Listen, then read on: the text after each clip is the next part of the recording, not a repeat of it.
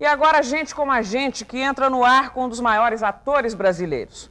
Um ator que está fazendo grande sucesso na Europa, em Portugal precisamente. Para isso, para essa reportagem, nós viajamos até Paraty, uma cidade linda do Rio de Janeiro. E passamos horas conversando e descobrindo o Paulo Otran.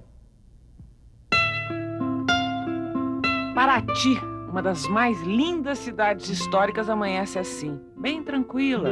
Suas ruas estreitas e o silêncio são bem típicos de uma cidade de pescadores. E é nesse lugar que o Paulo Otran se esconde do barulho da cidade grande. Venha curtir o nosso papo. Paulo, como é que é a sua relação com o entrevistador, com entrevista? É fácil, é difícil? Você mente? Tem que falar a verdade agora. Olha, eu gosto de ser entrevistado. Eu gosto da entrevista, acho que isso faz parte da vaidade do ator. Toda pessoa que escolhe o teatro, escolhe ser ator como profissão, deve ter uma dose de vaidade. Quando bem dirigida, essa vaidade é uma grande qualidade. Eu gosto de dar entrevista, eu me sinto bem, eu estou habituado a dar entrevista, eu falo muito, falo com facilidade. É claro que muitas vezes eu douro a pílula, eu não minto em entrevista, mas eu fantasio um pouco certas coisas, principalmente quando eu quero lançar uma peça nova, eu dou um jeito de falar sobre a peça de uma maneira que quem ouve, seja de que nível for, seja que nível cultural tenha, fica pensando, deve ser ótima essa peça. Então, nesse sentido, eu forço a barra um bocadinho nas entrevistas. Mas, normalmente, eu digo aquilo que eu sinto. Agora, há uma diferença muito grande você dar entrevista, por exemplo, para a televisão, que você sabe que aquilo que você está dizendo está aparecendo, então são as suas palavras mesmo, e entrevista para jornal. Recentemente eu dei uma entrevista para um jornal em Brasília e a moça que me entrevistou publicou coisas que eu jamais teria pensado em dizer. Por exemplo? Ela me publicou um horror a respeito de três autores de teatro. Eu disse o ano de 1950, veja quanto tempo faz isso. O ano de 1950 foi um ano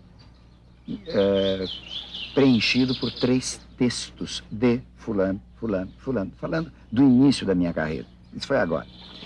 Aí ela escreve assim, o final da década de 50 foi dominado por 3 bestas, fulano.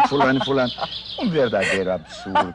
Sempre desses 3 não fulanos... Não te criou problema? É amigo meu. O outro morreu há muitos anos, não podia nem se defender. Por falar em gente que está começando e metido a besta e tal, você teve a sua fase de ser metido a besta por causa do sucesso ou não? Já quando eu comecei em teatro e ganhei prêmio 15 dias depois da estreia, os críticos todos disseram que talento, que rapaz fantástico, que ator maravilhoso o Brasil descobriu. Foi a minha estreia, isso foi dezembro de 49. E eu levei um ano inteiramente idiota, inteiramente convencido, inteiramente... O que você fazia, Paulo? Eu achava tão natural, sabe? Um ator com o meu talento estivesse fazendo teatro no Brasil. Uma ocasião, um autor escreveu uma peça chamada Dom Juan, Guilherme Figueiredo. Dom Juan. E o papel do Dom Juan era para mim. E nós fomos todos à casa dele para ele ler a peça. E havia um outro personagem chamado Leporello, que é o criado de Dom Juan, que era um papel que ele escreveu para o Armando Couto, que é a companheira Tônia Carreiro, eu, Armando Couto e Vera Nunes. E quando ele acabou a leitura da peça, eu me retirei ofendidíssimo. Porque eu achei que o papel de Leporello tinha piadas muito mais engraçadas do que o papel do Dom Juan. Então, foi uma fase difícil. Foi uma fase de uma burrice minha terrível. Então, quando eu vejo atores novos, atrizes jovens, que estão naquela fase de convencimento, donos da verdade, eu acho uma graça enorme, porque eu os compreendo muito bem e sei que é banal, é comum acontecer isso. Mas existe uma ética do sucesso? Por exemplo, vou te explicar o que tu queria dizer. Você disse que foi uma fase. Hoje você, se eu conheço você, não exigiria que seu nome viesse em primeiro lugar, por exemplo, num letreiro de novela. Mas você se ressentiria se ele não estivesse lá? Como é que você reage a isso? Esse caso que você citou é uma coisa profissional.